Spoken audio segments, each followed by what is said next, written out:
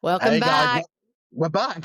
We're back for another episode of Digital Cheesecake. We're talking everything paid media channels. So Ellie's going to talk about, actually, If Jack can remember. before we dip into it, click us a follow, click us a share with your friends, send it to some family members. Just say, listen, you want to know about marketing? This is the podcast you need to listen This to. is the podcast. We're going to tell you all the things you need to know to have the good strategy for marketing. Exactly. And paid media is a So, hot topic at the moment. So Ellie's going to talk to everybody about yeah, what better people be. are asking, what people are saying. Paid media or organic, where should you put your time in your strategy? I Exactly. think the big thing with all the e-commerce and retail brands we're working with at the moment, their challenge is what's the right paid media strategy for their luxury brands. And one of the big things is what are the channels that we want to consider? So number one, organic content creation. If you don't have a organic content creation team in-house or an agency, you need that first. If you've built your paid media channel first and then your content after, you're going to start seeing that your performance is going to get worse. It's a very new approach, but you shouldn't be having organic and paid as completely separate teams. They need to be one team. You need to be thinking that organic content needs to essentially fuel all your paid content. It's a totally different approach. It's the brand new thing of the year that your organic content should be used for all your paid media content, which is a big deal, but you need to essentially convince the marketing team internally to test this. What have you Once, got?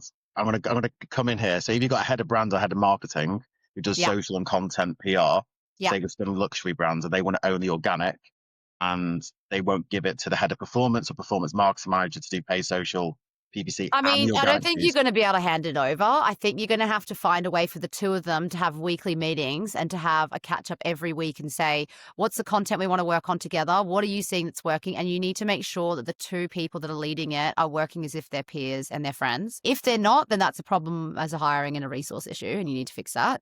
But they need to come together as a team. The reasons I've seen it not work before is that there's egos that come into it and people are saying, no, this is my budget, not. I mean, the best way is to build a team from the ground up if you have the opportunity, and then they all are a part as one. If it's not, then you need to decide if that person's the right person to come on the journey with you for your business. And you need to find someone that's happy to work alongside the paid and organic. They should be one team reporting under the marketing structure, under kind of like a CMO structure. I'm not a big believer in having like all these separate different roles, and I think you should all be under one team. Politics is sometimes the worst part in marketing, I think, with egos. And at the end of the day, like, we're not saving lives. Sorry to everyone that's listening to this. But I think, yeah, going back to it is you need to have your content essentially taking it every week or fortnight. And that needs to be churning out across your social and across your paid. You need to be making sure that it's actually, you're swapping out your creative for paid social every 2 to 4 weeks. Max 4 weeks. There's creative fatigue everywhere. So people are just sick of seeing the same creative. So you need to get your content sorted first. And then when we start thinking about content, that content needs to be purposed for your website, for your paid social channels. The channels that you need to be considering is, of course, paid search. But your budget is now flipping sometimes to be 50-50 between paid search and paid social. It used to be like 70% PPC. And now it is, sorry, I'm looking at you, Jack, thinking, am I going Do too you know what? I'm quick? just thinking about all the clients that we've spoken with, and because we usually ask when we get like a head of performance role or head of marketing role, we always ask like, what is the split between PPC and paid social? I do think there's a slightly higher percentage towards PPC. Yeah, there's always going to be PPC that they want, like, oh, we want PPC because it's harder. It's really hard to be an expert in PPC. Like, if you've got someone who knows PPC and they're good at it, it's like, great, you want to keep them around forever. Paid social is slightly easier, but it's still hard.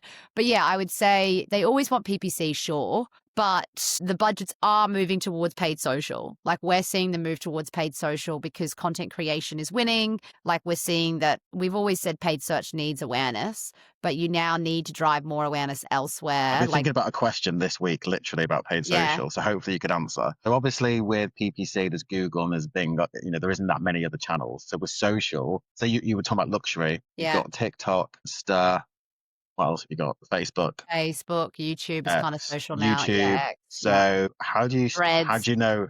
Yeah, how do you yeah. split your budget? You really should only be doing one or two. You cannot, like, realistically, the ones that actually perform are the ones that have had heavily budget invested into them. So Instagram, always number one. Always budget Instagram, depending on like the product. Everyone says, oh, it really depends on the product.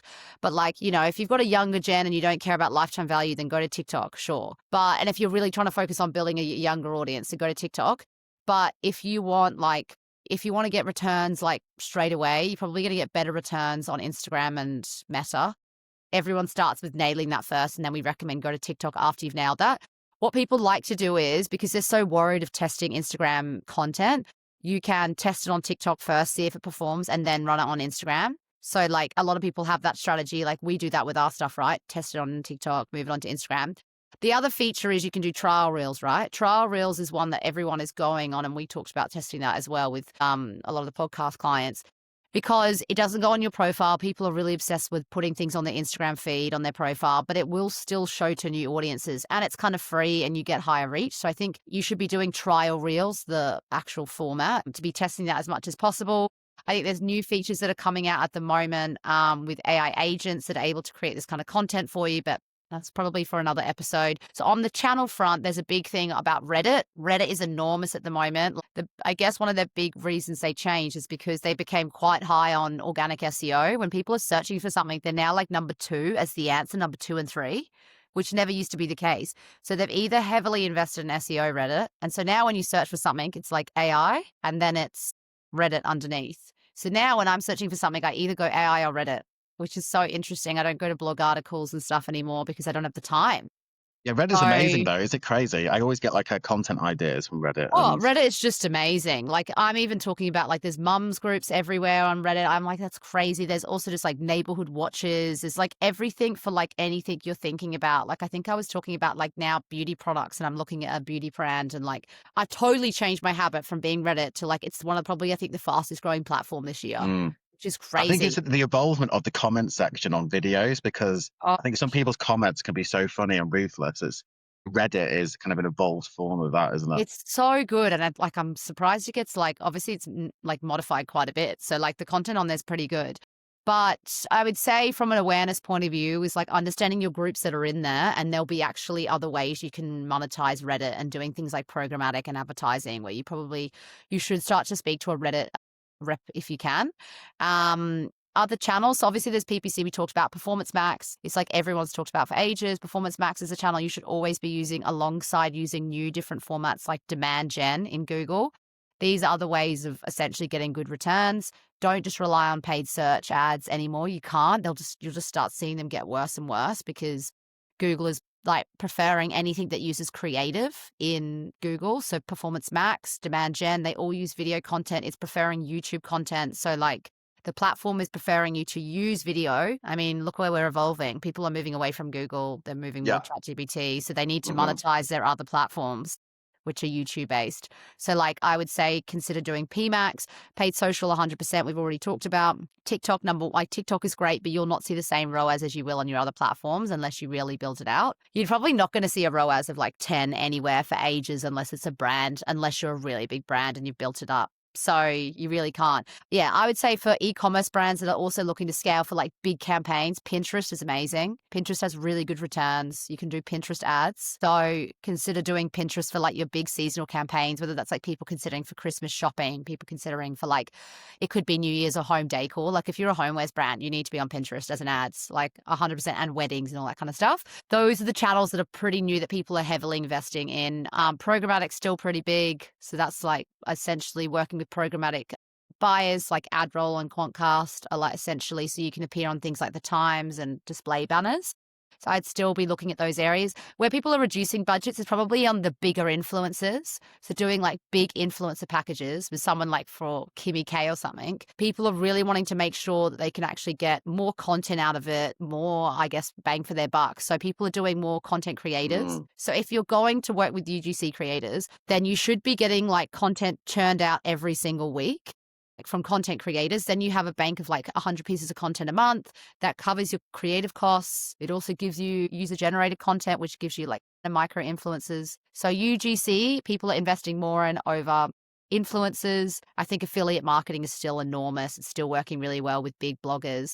So I would say those are the big channels at the moment that you should be moving, but you need to move your budgets into a smart area of content creation, which should be moved out of some of your other areas of awareness budgets.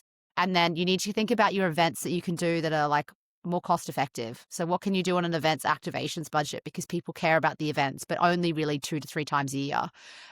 Yeah, I'd say those are the key channels. I'm sure there's obviously more that people are testing, but not from an ads perspective, like not for threads. I'd say people need to be smarter with doing Pinterest ads and TikTok ads. And like, if one channel's not working, it's because your content isn't working. It's not because of the channel. So invest in your content first before you start testing new channels, or else you're going to blame the channel. And what do you think about the content creation piece at the moment? Because a lot of brands, I don't think, I like think the brands aren't established nailing ones, it. I think brands are still really struggling. We pitch for new content. We pitch for new content creation stuff like every week. There's a new person like trying to learn about it. I feel like people Um, struggle to create good content and don't have the people or the time to do it. it is, I'm not gonna lie, it's super difficult. Like this is an area we've had to specialize in. And even then, like it is hard to get the best people in it. Like, and that's what I mean is more so to people like give themselves a break. You're not meant to be an expert at it. Like when you have to do the content creation, you've got to think about the hooks, the ideas, the plan, build the team together, think about all of it and do all of those meetings in a week. Then the next week, think about like, okay, the schedule that we're going to run, how we're going to create it, what days, what time, and it just has to flow. It is really hard to nail if you're doing that internally. Like you Mm. may as well go to a content creation agency. Like we're pitching one at the moment, which is like, we want you to create AI assets for us that are used from existing stills. So like existing fashion designs, and we'll create AI content for them. So that's like repurposing, but making it look cool. And then we'll also do, we'll do fortnightly recordings of content every fortnight and create them like user generated content. And then maybe every quarter we do production content. But you need to be smart. You need to reuse assets, use tools and AI agencies that can help you. Then also like, yeah, you need to then outsource to people that know how to do content creation. It's really hard to do it internally unless you've got some good social people, and then you've got to invest in cameras and everything else and a content plan everywhere. It's like a lot of It's a work. huge cost, isn't it? When Like people are we're trying to, doing it, right?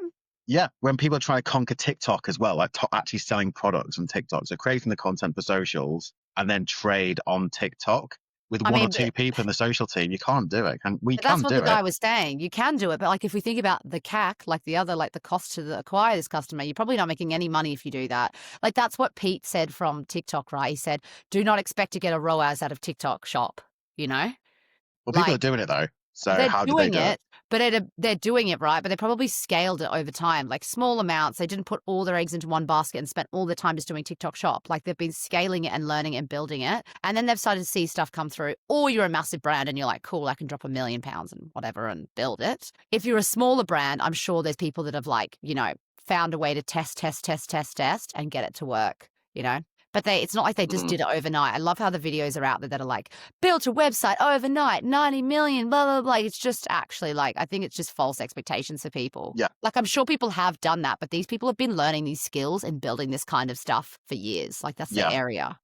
yeah. There's a guy that So, comes up on my paid social literally every day. Like God. it's an ecom founder, 150 million. Get your site to 150 million. I just can't get rid of That's, him. I mean, I He kind of pops know, but up like a whack-a-mole. probably, but it's probably because you're interested, right? Like all these ones Yeah, appear because I'm watching it, and I'm like, but it's false hope sometimes. Like, where's the ones? I've got a few on my. I'm going rogue now, but like, there's just a few that you just like listen to, which are just, like taking the phone out of the room, and I'm finally getting my algorithm to like make me chill. Versus the algorithm used to be like, do this, do this, do this, do this, and I was like, I can't. I'm doing too yeah. many things. I might Anyway, just. I'm thinking about literally locking my phone away every Sunday. nice. But Good on thinking about you. it, but Thinking actually about. doing it is a different thing. So, as the key nuggets to take away from this, Lock your phone away. Key nuggets are, oh God, paid channels. You to should be summarize, testing a new one. There's a lot of new channels that you should be testing like every quarter. Don't do them all at the same time. You'll fail. Stop doing the same stuff like paid search campaigns. You won't be able to scale. If you're looking to scale, you need to be testing these new channels. perfect. Well, Cool. guys, remember to click, follow, share, and we'll see you on the next one. Well, thanks, guys. Bye.